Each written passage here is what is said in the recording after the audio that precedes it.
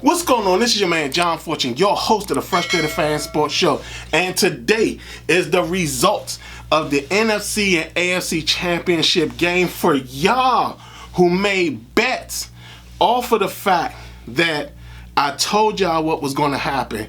And not only that, the fact that I told y'all who were going to win the games. You guys are probably happy to see that y'all listened to me. For those who didn't, man, I feel sorry for y'all. James Chavis,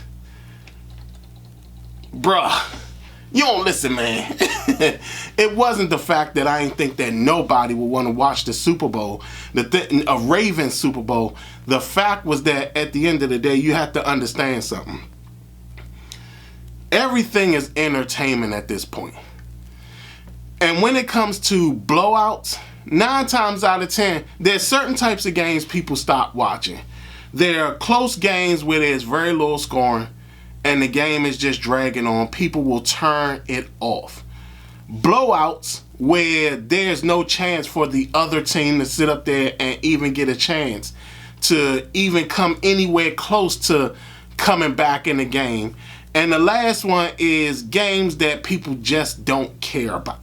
You know, so when it come down to it, the NFL, I told y'all, when it came down to it, the NFL was going to play a role in the Ravens-Chiefs game. And that we were going to see momentum-killing plays and all that, momentum-killing penalties and a lot of things that just wasn't going to be called. Well, the NFL and the refs played some part in it, but it wasn't the overall part of it. You know, the Ravens had a bad day. Lamar Jackson had a bad day. But Kansas City did what they were supposed to do. They forced Lamar Jackson to beat them from the pocket. They did everything they could to stop whatever running game was there. And then what happened was that because they forced Lamar Jackson to stay in the pocket, they sat up there and really didn't give him the opportunity to be as dynamic as he normally is. So with that, we saw that the Ravens were going to go down. There were things that happened that, you know, you can incorporate the refs in the NFL in. One being the fact that administrative timeout. Never heard of that. They said it had something to do with a drone that wasn't theirs. I've never heard that, but okay. That maybe they shouldn't have had the drones so close. Like, you know, they had, you saw the drones flying all around, and you saw that they were getting close-ups of players and everything like that. Maybe they should think about not having the drones in there, but I do think that was one of their drones if that was the case. The other thing, Travis Kelce playing outright, playing through the whistles. You know, I'm surprised he didn't get a personal foul penalty because he was sitting up there, keep going after people. The Patrick Queen one where Patrick Queen had to flip him off of him and stuff like that. There was a lot of that type of play going on. It was a roughhouse play.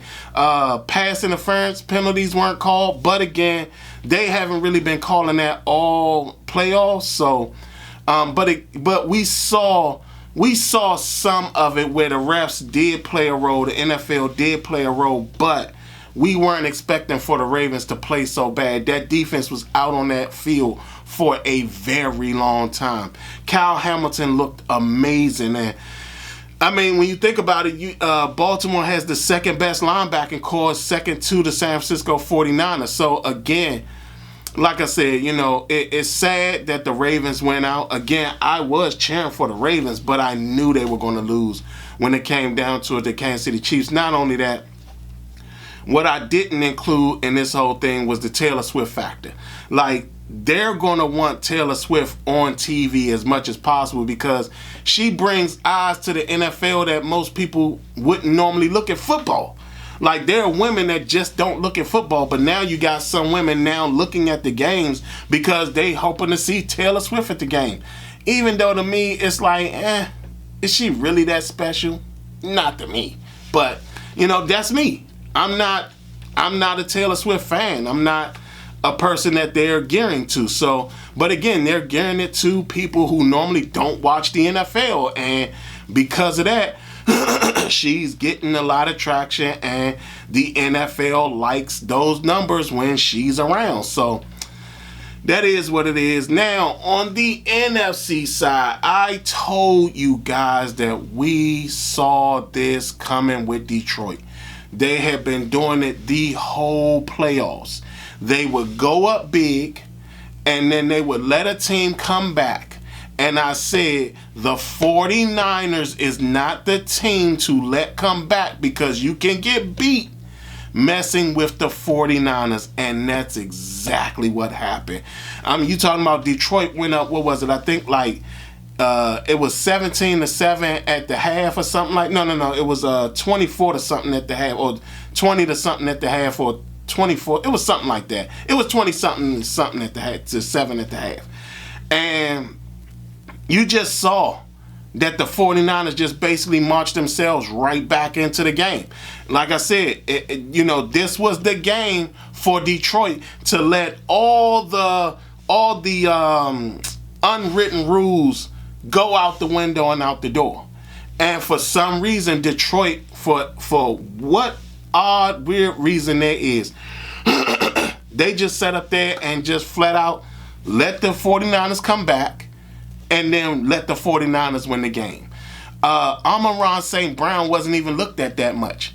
And Ben Johnson, yeah, he was doing all the play calling he could, but the fact that St. Brown wasn't getting the plays, getting the balls thrown to him like they were supposed to, that really cemented the deal. I mean, it really played a big role in this game.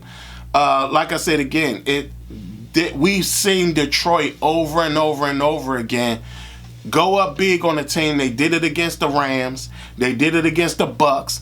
And both teams ended up playing themselves back into the game. And with the Rams, the Rams almost came close to almost winning the game. And that was a surprise. That was honestly a surprise. The fact that they did not at any point think that, let's do everything we can to win this game. We're going to find out what happens to Detroit next year, because they might be losing both of their coordinators next year. So, this upcoming year. So that's going to be a very tough thing to deal with. And it's sad. It's sad because you're talking about Detroit has never gotten this far. So the fact that they got this far and lose out right before the Super Bowl, especially after going up on a team. But again, when you start to see patterns, you got to pay attention to those patterns. And the thing that you noticed about the Detroit Lions through these playoffs was the fact that they sat up there, and every time they went up on a team, they let that team battle back into the game. And like I said, it was going to happen. They almost lost to the Rams. They could have lost to the Buccaneers. And then they actually lose to the 49ers. So you got to know how to close out a game. This has nothing to do with playoff experience or anything like that. This has everything to do with the team not making it a point of closing the door. And they sat up there and they let the 49ers battle back. They let the 49ers battle back in a big way. And then they let the 49ers bypass them and then win. So, I feel bad for the people of Detroit because, again, you're talking about this is the first time this team has gotten this far. And, I mean, to basically go up. I mean, you were winning the game. Detroit was winning the game. And to let the 49ers battle back into it, man, it's a sad state of affairs, man. I mean, because that was a rough one, man, because, I mean, they had everything on the line. You could tell that everybody was excited. Everybody was pumped. This was going to be Detroit's year, and they failed it. But again, like I said, we saw the pattern. And I mean, that's something that everybody has to understand. When you start seeing patterns, eventually what's going to happen is that pattern is going to bite the team in the butt. And that's exactly what happened. The Detroit Lions set up there, and they just let teams come back in games. And this time, it bit them in the butt. It bit them in the butt at the wrong time. Like I said, I think Dan Campbell did a fantastic job. I told y'all back when they first hired them that he basically assembled the all-star coaching group because they were all former players, and I felt that he had put together the best coaching staff due to the fact that they were former players. So, I mean, like I said, again, sorry Detroit, man, but for all y'all who followed me, for all y'all who looked at my videos, if y'all bet it, I told y'all it was going to be the Chiefs and the 49ers. And that's exactly what it's going to be. So we get the Chiefs and the 49ers repeat for the Super Bowl title. I will wait to hold off on telling y'all who I think will win. I have an idea in my mind who's going to win, but I want to hold off for a minute. And then when we get closer to the Super Bowl, I will then give you my picks for who will win. Give you my pick for who will win the Super Bowl. So, I mean, y'all tell me what y'all think. How many y'all Ravens fans out there? How many of y'all feel that, you know, y'all just flat out lost the game and that the NFL and the refs kind of played a small role in it, but at the same time, you know, y'all just flat out lost. Detroit fans, how are you feeling today? You know, I mean, to see your team get that far and then to lose it when they went when they went up so big in the beginning of the game, then only to come back and then lose the game. You know, how are you guys feeling today? Other than that, man, this has been your man, John Fortune. I will be back with the rest of my evals. In fact, I'll be back today with the Jaden Daniels eval. So, y'all tell me what y'all think. Other than that, this has been your man, John Fortune, and this has been the Frustrated Fans Sports Show.